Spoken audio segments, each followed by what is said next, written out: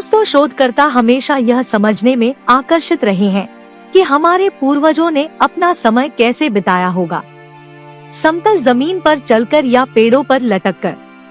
अब एक नए शोध से पता चला है कि शुरुआती मनुष्यों में से एक जो लगभग 3.2 मिलियन साल पहले रहता था, वह खड़ा और सीधा चल भी सकता था। यह खोज प्रारंभिक होमिनिन ऑस्ट्रेलोपिथेकस एफ्रेंसिस प्रजाति के जीवाश्म के 3D मांसपेशी मॉडलिंग पर आधारित है।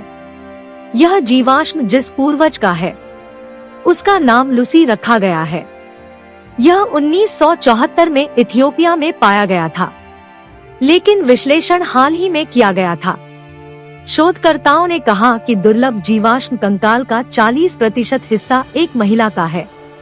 दोस्तों, आगे बढ़ने से पहले हमारी आपसे विनती है कि आप हमारे चैनल को लाइक, शेयर और सब्सक्राइब अवश्य करें, जिससे कि हमारी टीम आपके लिए आदिमानव से जुड़ी सभी घटनाओं को एकत्रित करके एक वीडियो के माध्यम से आप तक पहुंचा सके।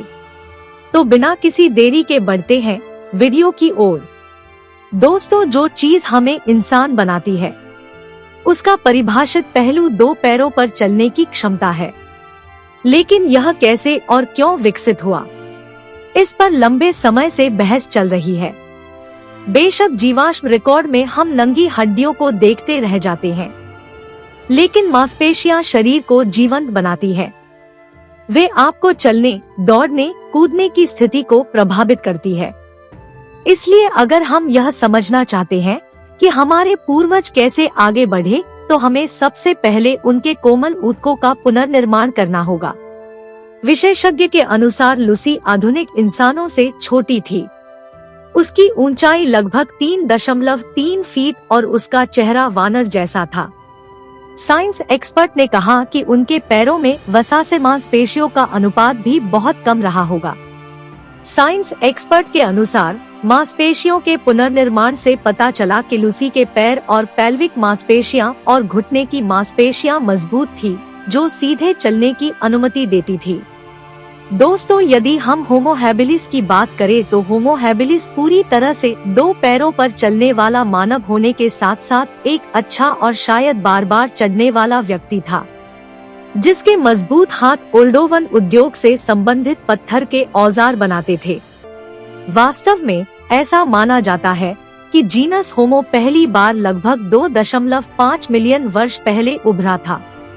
होमो हैबिलिस एक बहुत अच्छा पर्वतारोही रहा होगा, लेकिन उसके कंकाल से पता चलता है कि वह सीधा चलने में भी पूरी तरह सक्षम रहा होगा।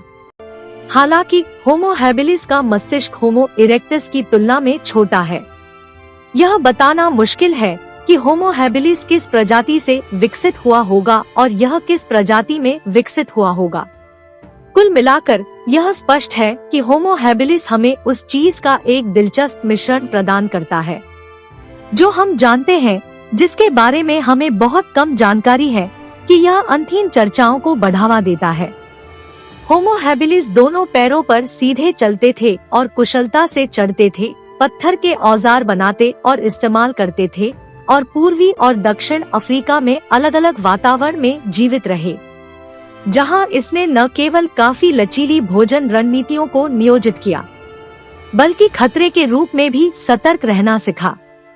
तो दोस्तों, वीडियो आपको कैसी लगी हमें कमेंट बॉक्स में अवश्य बताएं, और यदि आप चैनल पर पहली बार विजिट कर रहे हो तो चैनल को लाइक, शेयर और सब्सक्राइब अवश्य करें। तो मिलते हैं एक और नई इंटरेस्टिंग वीडियो के साथ, तब तक के लिए धन्यवाद।